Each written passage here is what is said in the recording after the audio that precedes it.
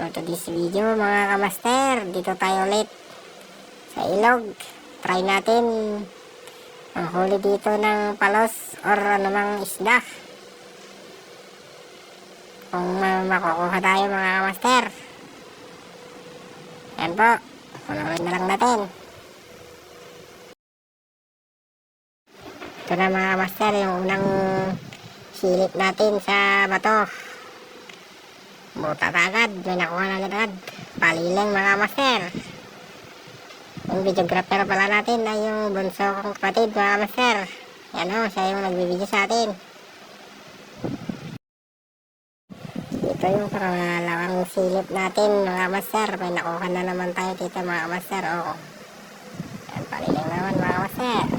2-0 na mga master. Dito naman mga master, sa pangatlong silip natin, malayo kasi yung videographer. Nakakuha na naman ako ulit ng paliling mga master. Sarang swerte. At sa part na to mga master, natatawa ako kasi ang liit ng nakuha naming balos.